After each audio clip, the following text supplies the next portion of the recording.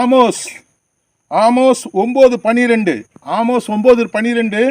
அந்த நாட்களில் விழுந்து போன தாவீதின் கூடாரத்தை நான் திரும்ப எடுப்பித்து அதன் திறப்புகளை அடைத்து அதிலே பழுதாய் போனவர்களை சீர்படுத்தி பூர்வ நாட்களில் இருந்தது போல அதை ஸ்தாபிப்பேன் என்று சொல்லுகிற இதை செய்கிற கர்த்தர் சொல்கிறார். பாருங்கள், இந்த வீடு விழுந்து கிடக்கிறது.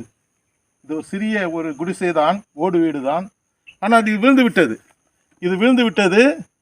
ஆனால் இந்த வீட்டை எடுத்து கட்ட முடியாது என்று சொல்லிவிட்டார் இதில் தங்கியிருந்தவர். அப்படிப்பட்ட நாட்களிலே விழுந்து போன உன்னுடைய வாழ்க்கை, விழுந்து போன உன்னுடைய எல்லா காரியங்களையும் தேவன் எடுப்பித்து கட்டுகிறார்.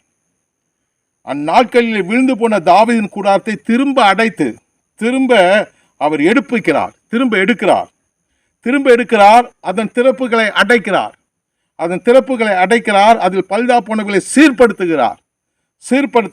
பூர்வ நாட்களில் இருந்தது போல அதை சாய்ப்பேன் என்று இதை செய்கிற கர்த்தர் சொல்லுகிறார். எனக்கு அருமையானவர்களே, யாக்கோப்பு 5:15 ஒரு வசனம் எனக்கு ரொம்ப பிடிச்ச வசனம். அவனை திரும்ப எழும்பி நிற்க வைப்பார். வியாதியின் படுக்கையில் கிடக்கிற அவனை திரும்ப எழுந்து நிற்க வைப்பார். 2 தெசலோனிக்கேயர் 3:3 உங்கள் இருதயங்களை ஸ்திரப்படுத்துகிற கர்த்தர் உங்களை சீர்படுத்தி ஸ்திரப்படுத்துவார். 1 பேதுரு 5:10 கொஞ்ச காலம் துக்கம் அனுபவிக்கிற உங்களை சீர்படுத்தி ஸ்திரப்படுத்தி நிலைநிறுத்தி அவர் எடுத்து பயன்படுத்துவார். நீதிமான் 7 தரம் விழுந்தாலும் கர்த்தர் அவனை எடுப்பிப்பார், அவனை தூக்கி நிறுத்துவார். பேதுரு அந்த சமுத்திரத்திலே அவன் முழுங்கும் போது அவனை கையை பிடித்து எழும்பி நில்லு என்று சொன்னார். எழும்பி நிற்க வைக்கிற இயேசு கிறிஸ்து, உங்களை திடப்படுத்துகிற இயேசு கிறிஸ்து, உங்களை சிலப்படுத்துகிற இயேசு கிறிஸ்து.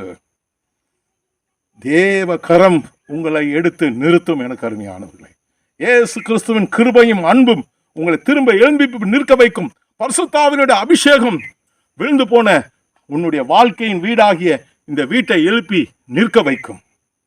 திரும்ப எழும்பி கட்டுவார். திரும்ப நீ எழும்பி நிற்பாய். திரும்ப தேவன் உன்னை பயன்படுத்துவார். திரும்ப உனக்கு ஒரு தருணத்தை தருவார். எனக்கு அருமையானவர்களே, ஆண்டவர் இடத்திலே வாருங்கள். ஆண்டவர் உங்களை அழைக்கிறார். ஆண்டவர் எவ்வளவு அன்புள்ளவர். உங்கள் வாழ்க்கையை திரும்ப கட்ட ஆசைப்படுகிறார். நீ இழந்து போன எல்லாவற்றையும் திரும்ப பெற்றுக்கொள்வாய். திரும்ப பெற்றுக்கொள்வாய். இதுதான் இன்றைய தீர்க்க தரிசனம். God bless you.